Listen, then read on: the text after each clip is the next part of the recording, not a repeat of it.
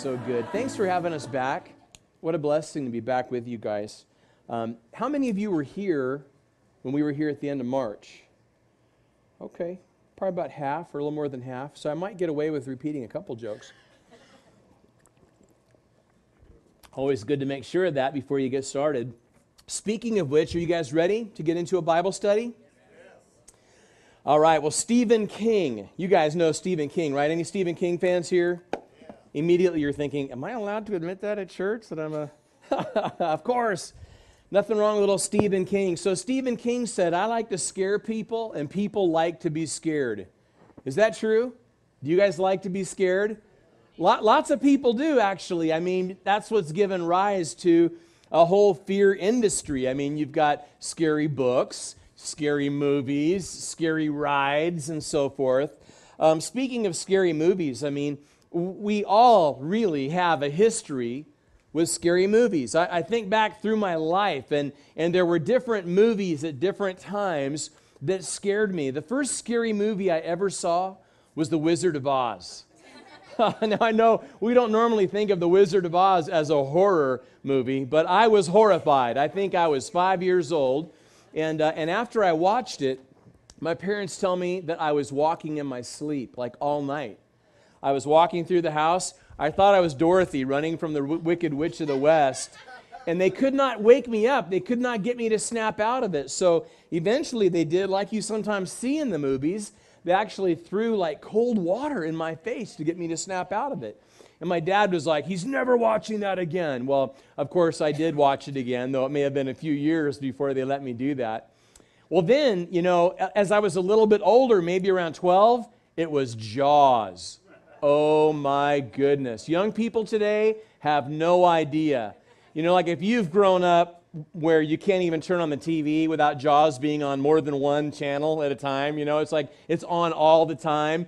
It's so not scary to you. But you have to understand that for those of us that waited in line and saw the movie in theaters in the 70s, oh man, it was scary. I mean, we didn't just stop going to the beach, we stopped showering. Like it was crazy. I only just started practicing personal hygiene again in the last few months, so it took years of therapy to get there. Well, the funny thing is that now, as an adult, if I want to get freaked out, I just turn on CNN or Fox News or MSNBC. There's scary stuff on there like every day. Now, the funny thing is that when you think about all this stuff, I mean, really, does any of this stuff scare us? Does anybody here, when they leave the house in the morning, think to themselves, oh man, I hope a flying monkey doesn't carry me away? Like nobody actually thinks that.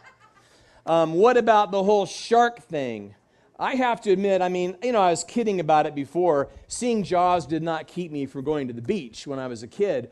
But the older I get, the more it does occur to me. It's funny. Every passing year, the longer I stand on the beach thinking about, do I really want to get in that water where I can't see what's in it coming toward me? But still, I don't think any of us really live with this expectation that we're going to lose a limb or our lives to a man-eating shark. And as far as the stuff we see on cable news, I mean, the possibility that we'll be in the wrong place at the wrong time when a natural disaster strikes or when a violent crime is committed or even when an act of terrorism takes place. Well, granted, we probably think more about that than we ever have before, but we still don't really spend each and every day looking over our shoulders thinking that's going to happen, right? And yet we are afraid. What are you afraid of? You know, when we were here in March, one of my 3 points in that other message was about fear. We want to dig a little bit deeper into fear tonight. As I said then, fear is a powerful emotion. It's so powerful that it will keep you from doing things that you would normally do. It's so powerful that it will cause you to do things that you normally wouldn't do. And maybe that's why, as I said the last time I was here, the most common command in the Bible is do not be afraid. So we're going to talk about that. We're going to break that down some tonight. Let's go ahead and open our Bibles to 2 places. Let's turn first to Matthew chapter 14.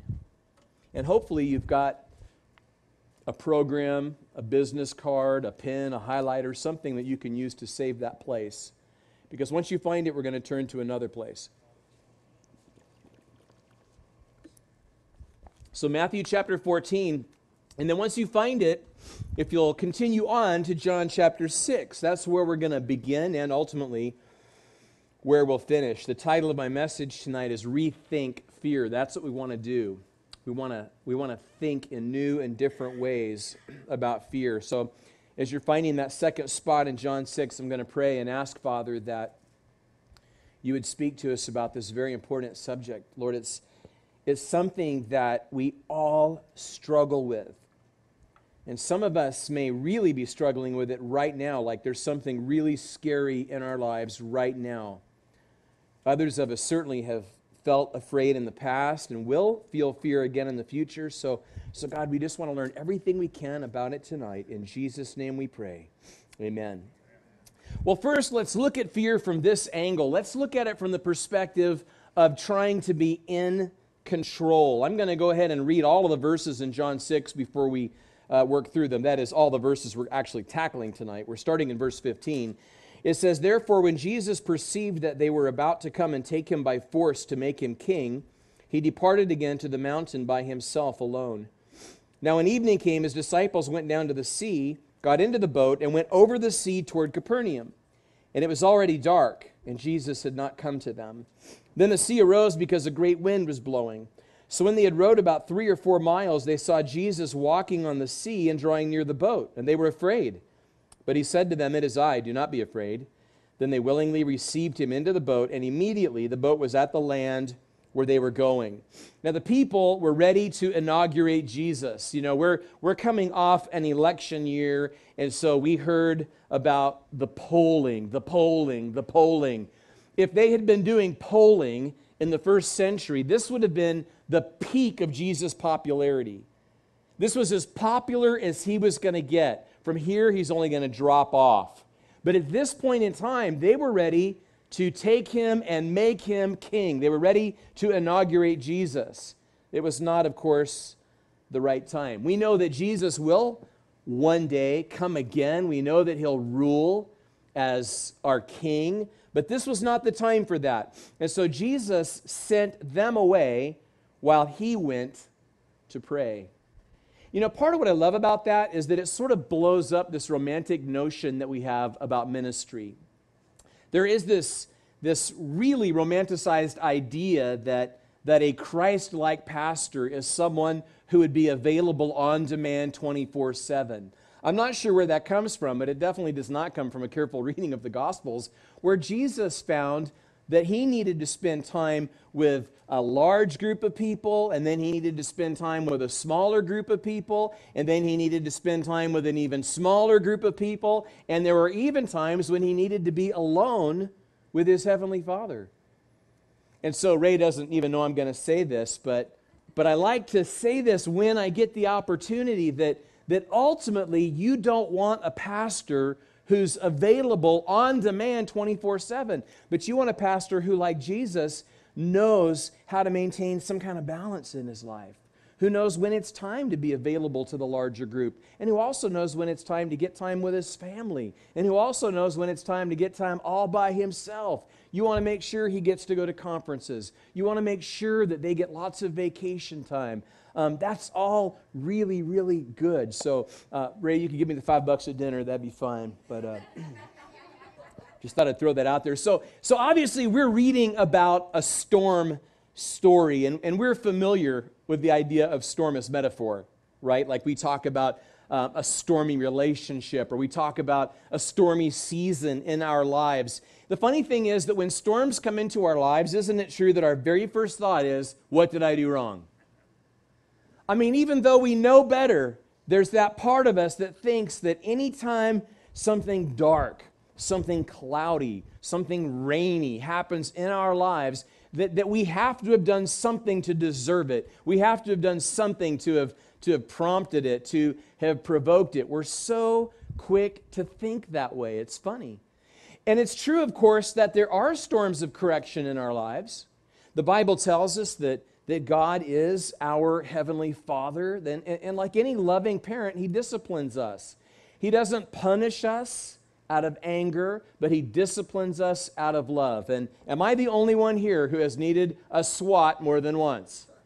You know, God has a way of disciplining us when and how we need it to bring us back into alignment with His plans and His purposes for our lives, and I'm so grateful for that. But while there are storms of correction, not every storm is that kind of storm. Some storms are storms of protection. Sometimes God may allow us to experience one storm so that we are prepared for a greater storm that's coming. That's the case here. Other times, we'll learn more about that in a moment. I'll explain that. But other times, you know, God is allowing us to be in one storm to avoid another storm altogether. So you just never really know. I mean, you could be sitting here right now and thinking, when in my life has one of the bad things that's happened to me kept me from something even worse? Well, my question is, how would you know? How would you know?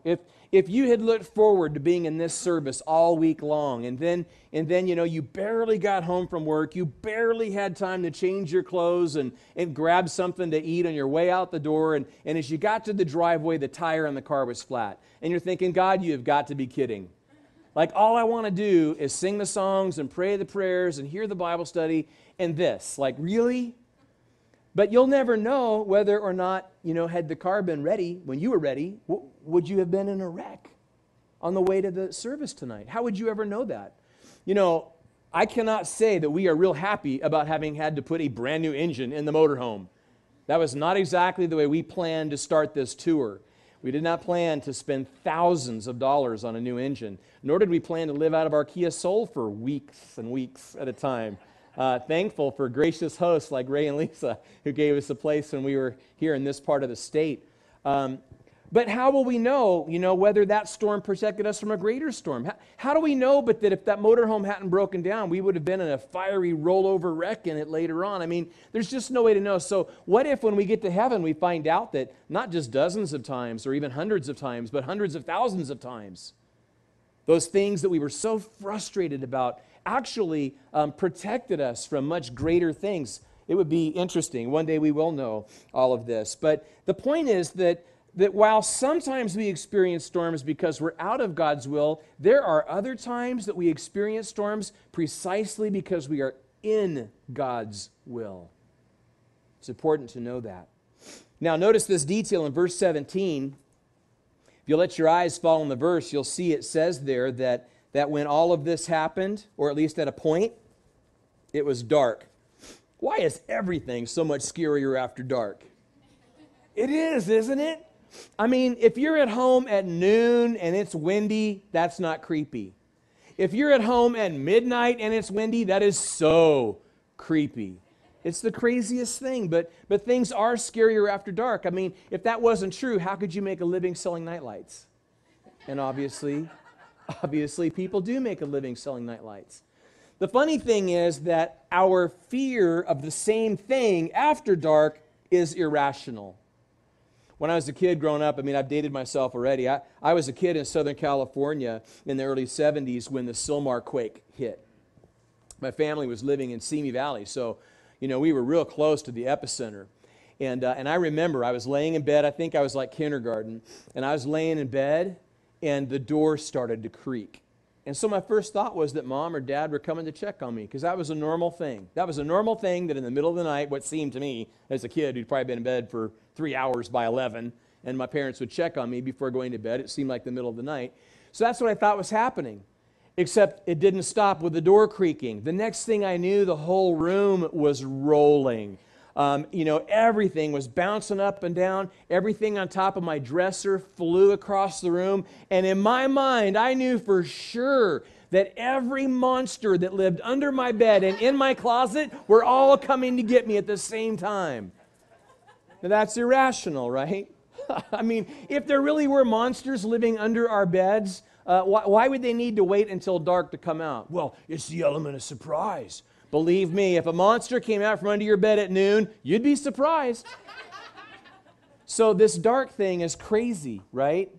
But fear, it's just such a universal thing, even irrational fear. When I was here before, I talked about that website called phobialist.com where they've cataloged over 500 fears that people have. And we're so funny. We're so adamant that we're not afraid. I'm not afraid. Remember when the no fear bumper stickers were popular? I don't know if those are really still around. I don't know. I don't really see them anymore, I don't think. But there was a time when you saw No Fear bumper stickers, No Fear T-shirts. It was all about, proclaiming that you're not afraid. So is that you? You're like, I'm not afraid. Really? Why do you have anxiety dreams? You know the ones, even if you maybe haven't called them that.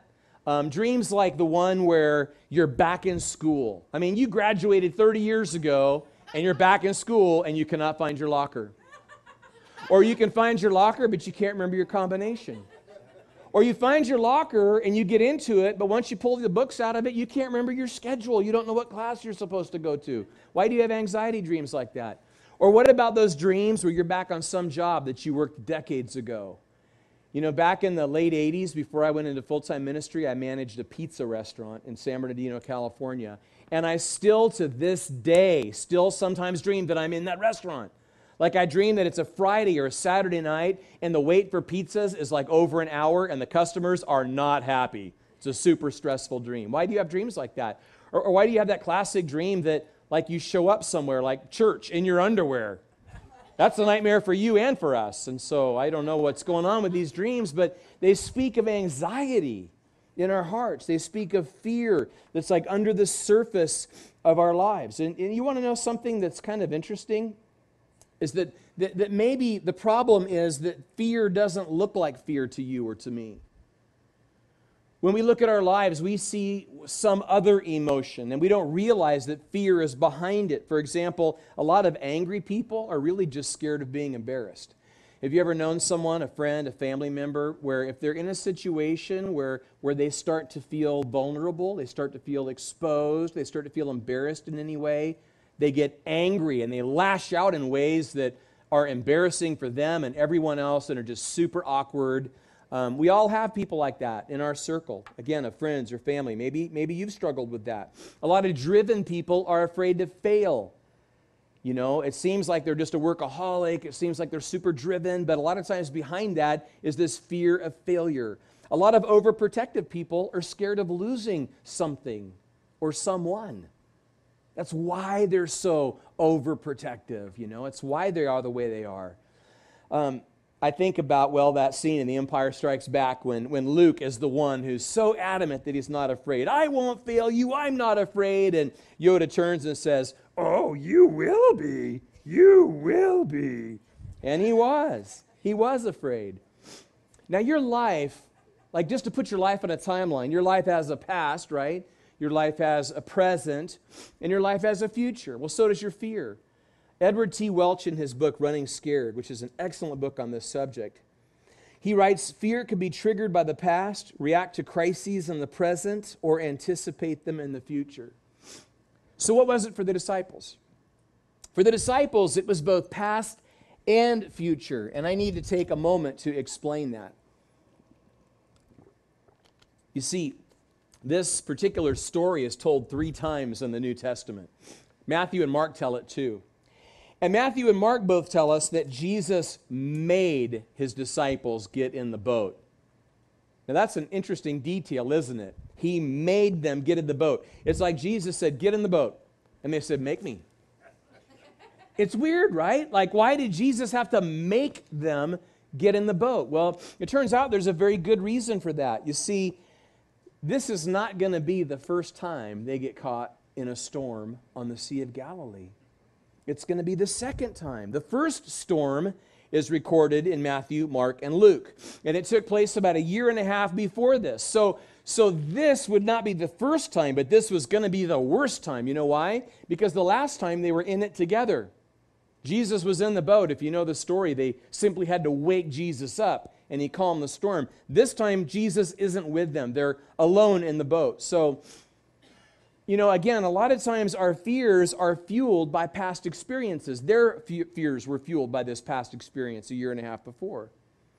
And so like them, we find ourselves reacting and responding to things that happened in the past. And so I said last time we were here that in life, well, I'm learning that in life, if I don't make peace with the past, I will almost always fear the future.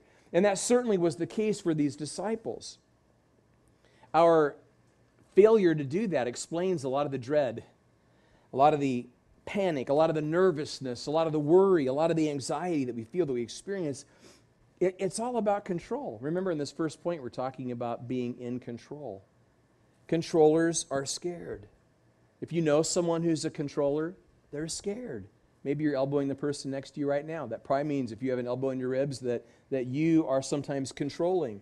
But controllers are scared. I mean, if you're a controller, you loved and got hurt. You trusted and got betrayed. You risked and lost it all. You opened up and you got burned. Something happened to you, something that you couldn't control. And so you said, never again will I give control to someone else. Never again will I let someone else take control from me. I am going to remain in control. There's only one problem with that plan. Control is a myth. You're not in control. I'm not in control. We can't control anything. You can't control the economy. You can't control history. You can't control traffic. You can't control the weather. You can't control the price of gas. You can't control the person next to you, though you may have tried. But we will settle so many times for this feeling of being in control instead of making the changes in our lives that would actually, bring lasting change to our lives. And so as we rethink fear, we've talked about being in control. We've learned that just because I think that I'm in control doesn't mean I am. I'm not. Let's talk now about being out of control. So back to the text, verse 18. It says, Then the sea arose because a great wind was blowing. And it adds that when they had rowed about 3 or 4 miles, they saw Jesus walking on the sea and drawing near the boat, and they were afraid. Now, this brings us to the Sea of Galilee. Man, do I love me some Sea of Galilee. One crazy thing, Ray, I'm sure you experienced this. I mean, like when you have lots of Calvary Chapel pastor friends and you're connected with them, hundreds of them on social media, like at any given time, there are always 5 or 10 of your friends in Israel. So there is a constant feed of photos from Israel on Instagram and Twitter and Facebook. And so a lot of times I see pictures of the Sea of Galilee, and it only reminds me of how much I miss the Sea of Galilee. When I pastored Calvary Austin for those 18 years, there was a season where, I was leading a group from the church to Israel every couple years, and that was a really special time. And my favorite part of the trip was when you're, in the northern part of the country, when you're posted up there at the Sea of Galilee. And what I like to do is I like to get up in the morning before anyone else, before the sun was up, and take my Bible and some coffee and make my way down to the shore there and sit and watch the sunrise over the Sea of Galilee. I mean, it is an amazing experience. It is so beautiful there. And part of what makes the sunrise so beautiful is just the topography. I mean, the Sea of Galilee is nearly 700 feet below sea level, and it's surrounded by hills. Now, that topography that makes it so beautiful is also what makes it so susceptible to sudden storms. Because it sits so low and is essentially like a bowl, when cold air comes over the region, the warm air quickly rises and the cold air quickly falls, and you have these sudden storms on the Sea of Galilee. Historically, that's been an issue there on the sea. This great big lake is what it literally is. This is a great big lake. If you've ever spent much time on a lake, and many of you no doubt have since you live right here at Lake Havasu, you know that conditions can change quickly in the water. When I was growing up, there was one year that my dad had access to a sailboat. He didn't own it, but he had access to it. And so we lived in Dallas at that time, and the boat was on Lake Ray Hubbard. And so my dad bought a book and taught himself to sail. Now, for the record, I'm not sure that the best way to learn to sail is by reading a book. Just throwing that out there. But my dad had taught himself by reading this book. And so he and I, just the two of us, were out on the lake one day, and all of a sudden he spotted a storm coming. And wisely, he started getting us in as quickly as he could. But that storm overtook us in a hurry. From where we were when we saw it to the shore, we probably got about halfway before that storm overtook us. And I didn't know the first thing about sailing. And so, there wasn't a whole lot I could do to help, but the things that I remember were him scrambling and trying to get us in, and I remember the boat rising and falling and pitching to one side and pitching to the other side, and it never quite got to that point where I thought to myself, we're going to die out here. But it definitely was at that point where I was scared, where I really didn't know what was going to happen. Now, thankfully, we got in. So apparently he read the chapter on what to do when a sudden storm blows in. But somehow, to his credit, he got us in. So it's easy for me to sort of picture this whole thing because I've experienced something somewhat like it. Matthew and Mark tell us that they were actually in the middle of the lake. That's what it says, quote, in the middle, end quote. So they were out there. The weather started getting rough. The tiny ship was tossed. If not for the courage of the fearless crew, the minnow would be lost. That was pretty good. I got to give you guys props, man. Lake Havasu City, you guys know how to represent. That was legit. But it wasn't even just the wind, it was the waves. You know, Matthew tells us that there were these great big waves. So remember we talked about the tenses of fear? Fear of the future based on fear from the past. Well, now the fear is very much in the present. This is not fear of what could happen because of something that did happen. This is fear of something that is happening. And whereas before they got in the boat, their fear was irrational. What were the chances that they were going to get caught in a storm on the sea a year and a half later? Maybe slim. But now they're actually in the storm. So irrational fear has been replaced by perfectly rational fear. Do you think that they were mad at Jesus? I mean, after all, they're in the surf and he's on the turf. What's up with that? And it was his idea. What happens when we wind up in a bad situation because of someone else's, idea? You're arguing with your spouse about which way to go, and so you give in and you go their way, and then it doesn't work out well. You get stuck in traffic, and you're mad, and see, I told you we should have gone the other way. So can't you see these guys? Like Jesus, what was the big idea forcing us to go out here? Fear blames. But what were they afraid of? I think at this point, it's not a stretch to say that they're experiencing the fear of death. They truly may have been afraid for their lives. Do you ever, see a headline and like you have to read the article? Like it's a headline that you can't look away from. I saw one of those one time. It said, "Woman says being declared dead ruins life." How do you not click on that? How do you not read that article? It turns out that this woman in Nashville, her problem started when someone with her same name in Florida passed away. And somehow, a clerical error, the living person's social security number got associated with the person who was deceased. And so what happened? Well, when she went to finance her house, the mortgage company called her and said, "Your credit report says you're dead." She's like, "What?" A few years later, the IRS refused to process her return because she was dead. Now, I don't see that as such a bad thing. That kind of seems like a bonus or a blessing to me. But then, after that, her bank closed her credit card account, and they actually sent like a sympathy letter to her family saying, "Please accept our condolences on the death of Laura Todd." That was her name. Imagine, your family getting that in the mail. The first thing they would do, right, is call you to make sure that you were okay. How upsetting would that be? She was so frustrated. She finally said, "I don't think people realize how hard it is to be dead when you're not."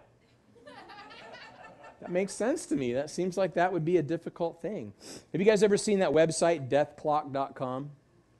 It's a really interesting website. You go to the site, you enter your date of birth, you answer a few health-related questions, things that, would of course, affect your longevity, and then you hit return, and it predicts the day of your demise. So once I discovered this, I had to try it. Do you want to know what it said for me? Well, it said that I would pass away on September 20th, 2038. So, okay, that's not horrible. I mean, what is that? That's another 21 years, right? That's not so bad. Put me in my mid-70s. I mean, I'd like to live a little bit longer than that, but I mean, that wouldn't be totally unreasonable, right? But so when I got that result, I then realized something I hadn't realized before, that there's another little operator I could choose between. This result was the normal result. You could also choose a pessimistic result. So I tried it. You guys want to know what it said? It came back, the pessimistic report came back that I'm going to die July 27th, 2019. Whoa! I mean, that's only 2 more years. Come on, man. I mean, I want more than 2 more years. I mean, don't get me wrong. I can't wait to go be with the Lord. That's going to be awesome. But 2 years? I mean, I feel like I've got more than 2 years, left in me and in terms of what I want to live for and do. Well, then I realized that wasn't my only option. There was also a sadistic option. Of course, I had to try it. You guys want to know what it said? The sadistic option says that I died in 2001. So I've been dead for 16 years. Now, some might say that explains a few things. I don't know. But now the funny thing is that the first couple times I did it, I got this pop-up window that showed me how many seconds I had left. And the thing that really bugged me about it was that it was active. It was counting down. So like my life is disappearing before my eyes. I'm like, whoa, wait a minute. Give me those seconds back.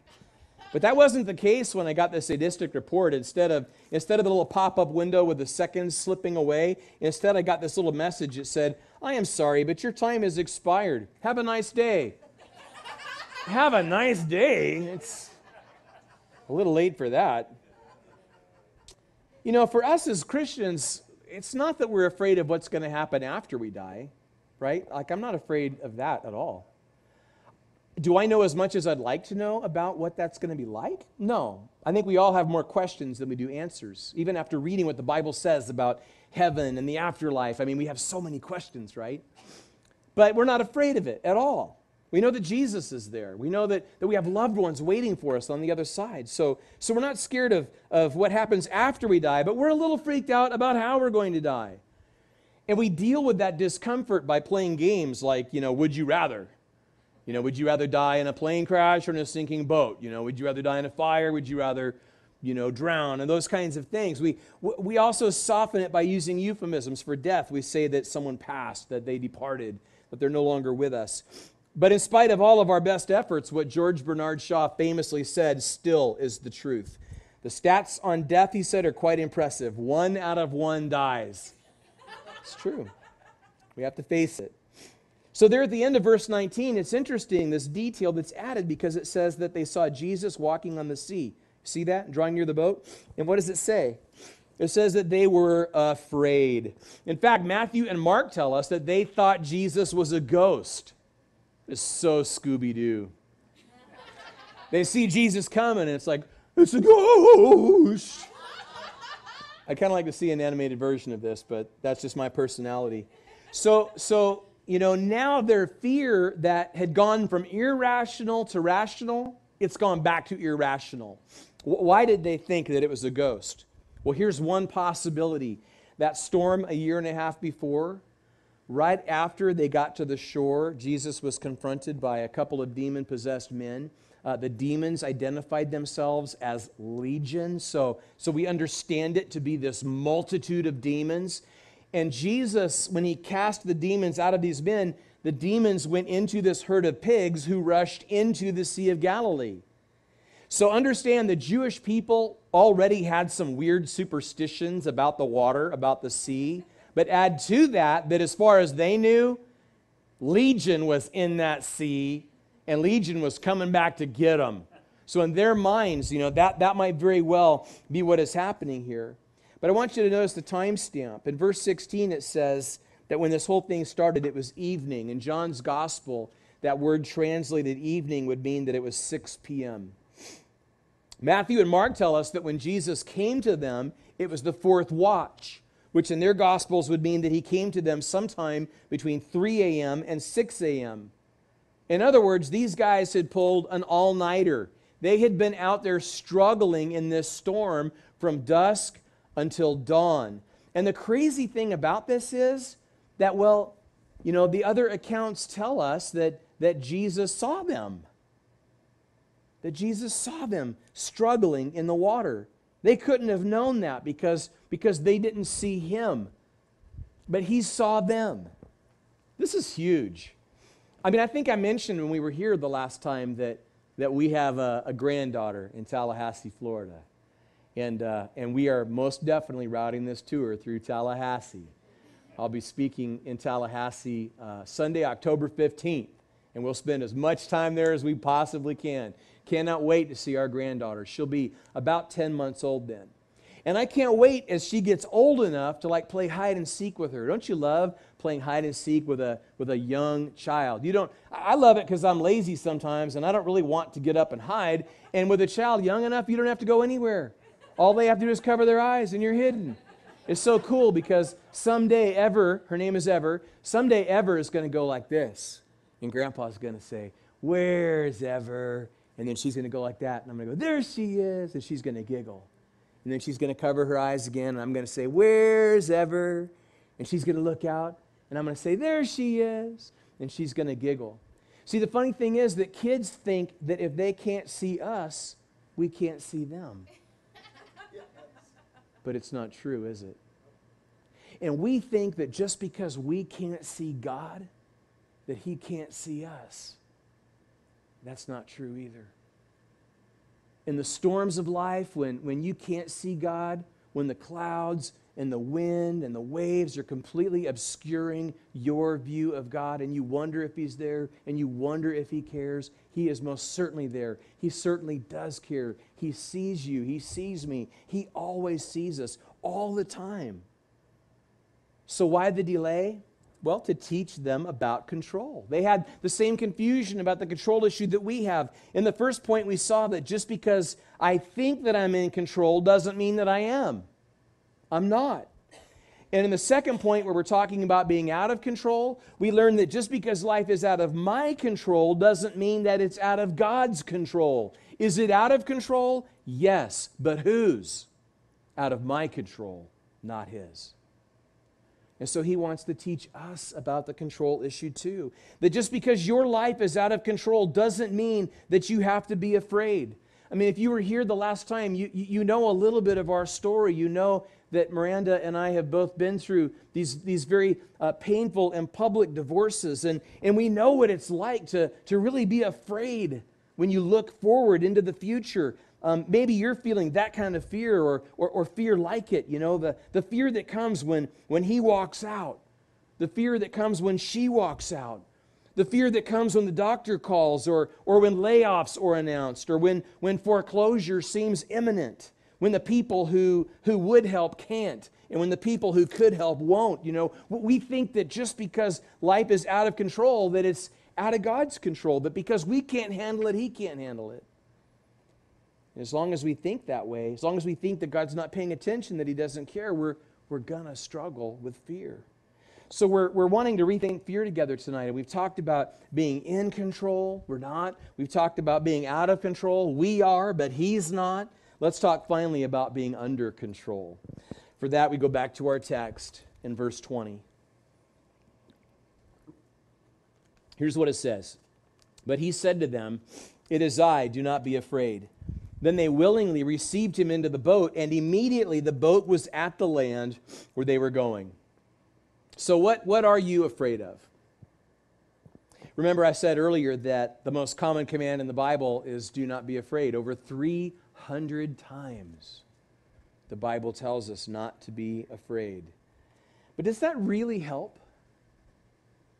I mean, every parent knows that their child, certainly at a certain age, is anxious about going to the dentist, is anxious about going to the doctor. I mean, how many times have we as parents said to our children, "Don't be afraid"? But has that ever helped? Did it ever help you? When your parent told you not to be afraid, did that ever help you? I don't think that do not fear helps. You know what does help? It's when Jesus adds, "It is I." See, if we say to our children, "Do not be afraid, don't be afraid," that only goes so far. But what if we say, "Daddy's going to go with you. I'm going to stand right next to you. I'm going to hold your hand the whole time. We're going in together. We're going through this together. We're going out together." That makes a difference, doesn't it? And that's what happens. Jesus steps into this story in the most amazing way. It is I. I mean, lots has been said and written about Jesus using the I am in this answer. So I just want to focus instead on this idea of how meaningful it is that rather than just giving us the command not to be afraid, He gives us Himself. You know, never does Jesus promise to protect us from storms, but He does promise to be present with us in the storms. So we're going to come back to John 6 in just a moment as we wrap up. But first, hold your finger there and turn to that place that you saved in Matthew 14.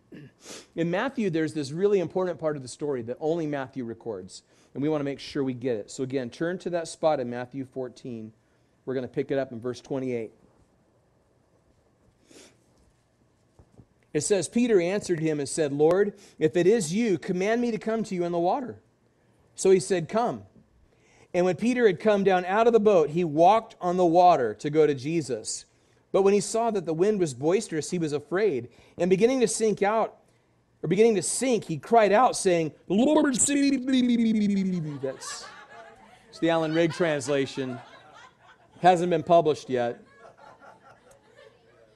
And immediately Jesus stretched out his hand and caught him and said to him, Oh, you of little faith, why did you doubt? You know, almost as an aside, how you read verse 31 says so much about you, about how you see God, about how you think God sees you. If you read that verse angrily, oh, you of little faith, why did you doubt? How many of us have read it that way, as if Jesus was disgusted with Peter, as if God is disgusted with us? I don't read it that way. I picture it more like I read it.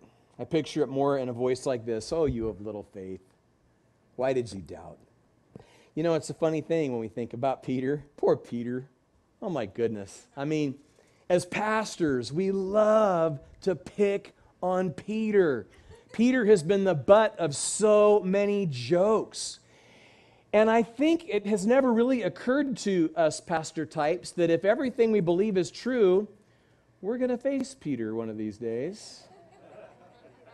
I wonder what Peter's going to have to say to some of us about all the jokes we've made at his expense. I can't help but think that the disciples probably made a lot of jokes at his expense too. We know that there was a rivalry between Peter and John, and we know that the disciples like to argue about who is the greatest and stuff like that. So it's highly unlikely that Peter was going to quickly live this down. This is something he probably was going to hear about over and over and over again. In fact, it was a very, very public failure on Peter's part. Peter failed in front of his family. His brother Andrew was there.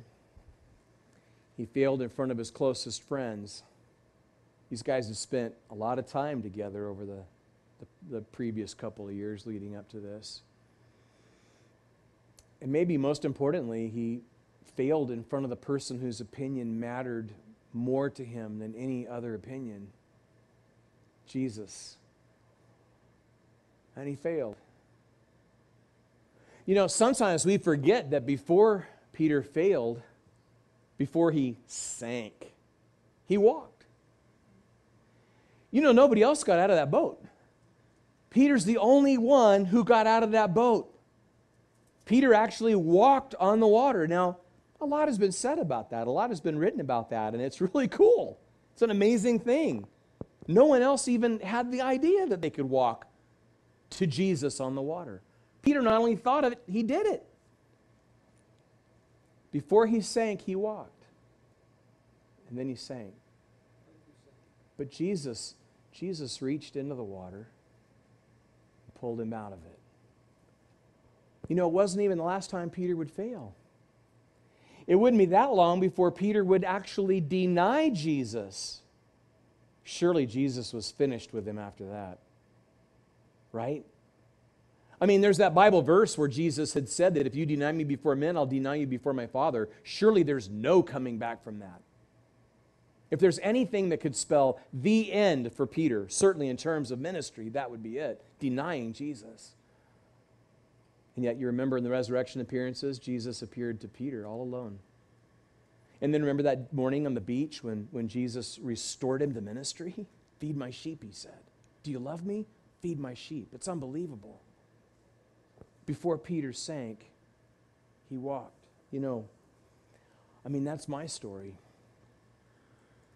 I talked a little bit last time I was here about that difficult time in my life, and I've alluded to it tonight when, you know, my then wife had left me and my daughter, and I had resigned at Calvary Austin, and I just lost my way and struggled in ways that are painful to even think about. It was a really tough time.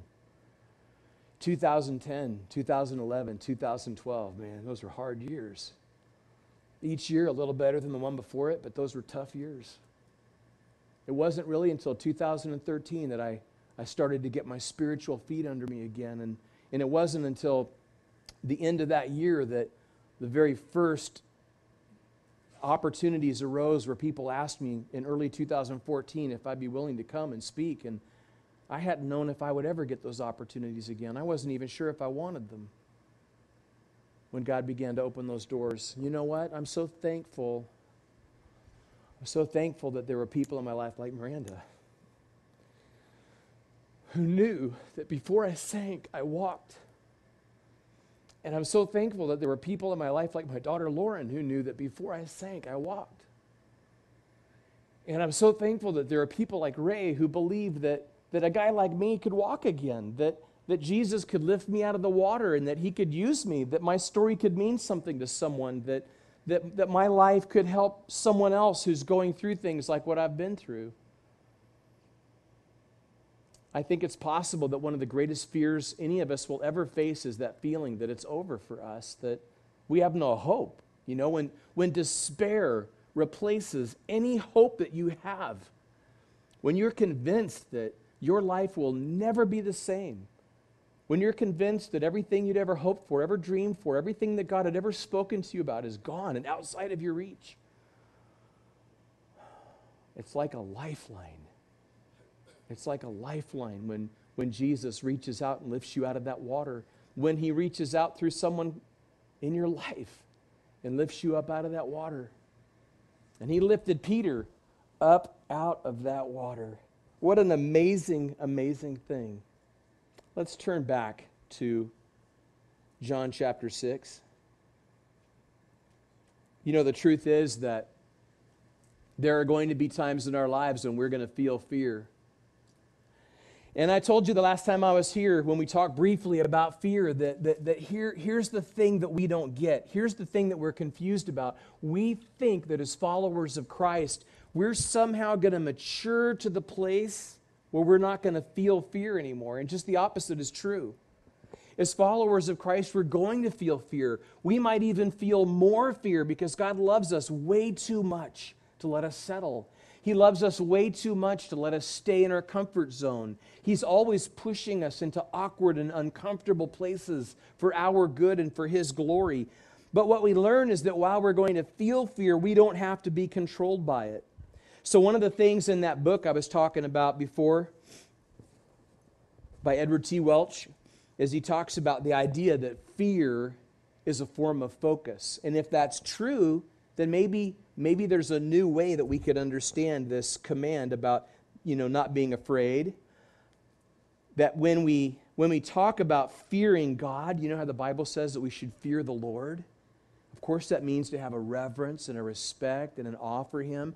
But if fear is a form of focus, then maybe to fear the Lord is to change our focus from that thing that we're afraid of to Him.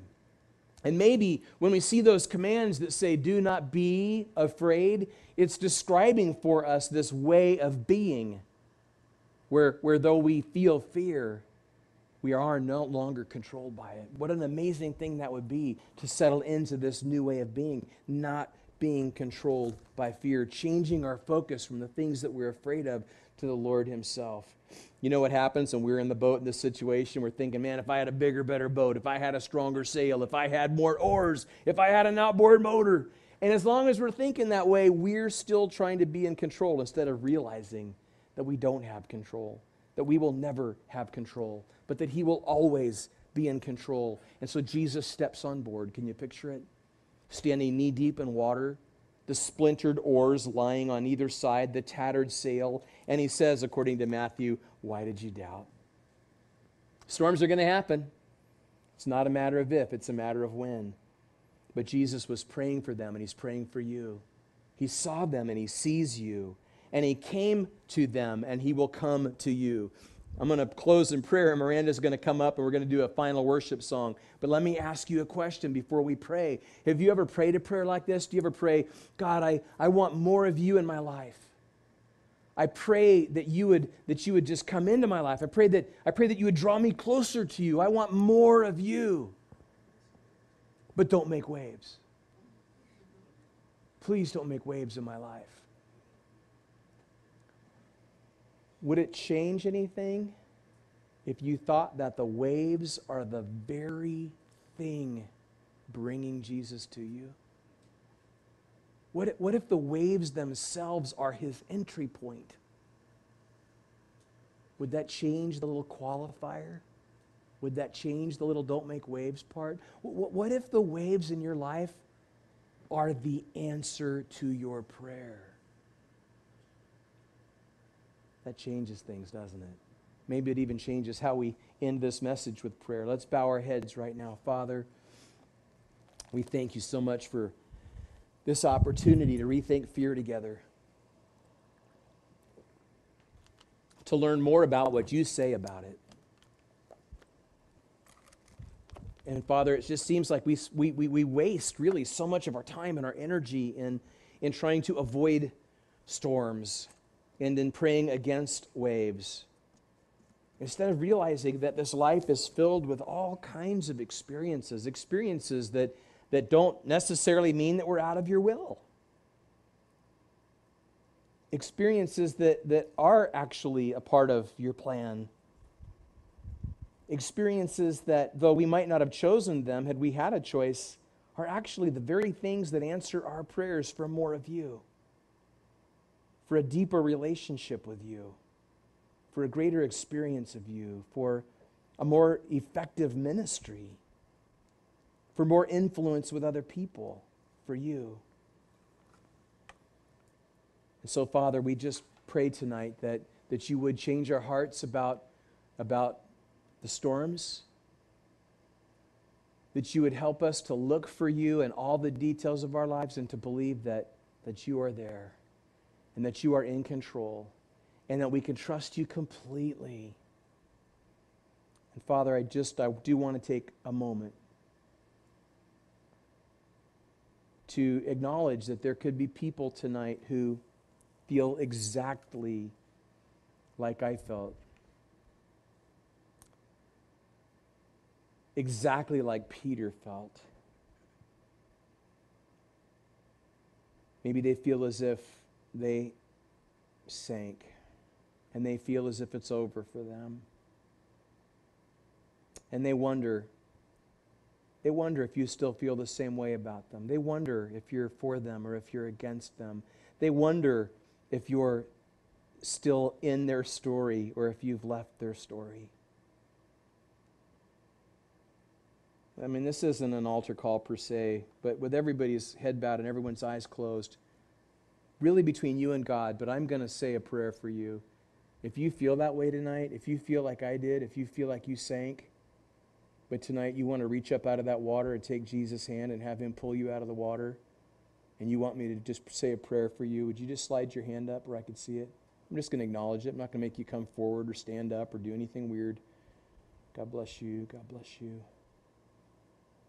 Anybody else feeling tonight like, man, I really need that fresh start. I really need to believe, God, that things could be different than they are right now. I really need to believe that there's a way back, that there's a way forward. God bless you. Anybody else? God bless you. I see you on the aisle there. Father, thank you for those who raised their hand. I just identify with them so much in so many ways. I prayed tonight that you would encourage them. Flood their heart right now with the peace that comes from knowing that you're right there. May they feel in some way the clasp of your hand in theirs. May they feel the water falling away from them as you lift them up out of it. May they have that sense of stepping on board with you, finding themselves immediately on the shore as the disciples did. Oh, it's an amazing thing how quickly you can turn things around in our lives when we just say yes to you. Lord, do something new. Do something special in all of our lives, especially for those that raised their hand and just identified with that part of the message tonight. We thank you for that in Jesus' name. Amen.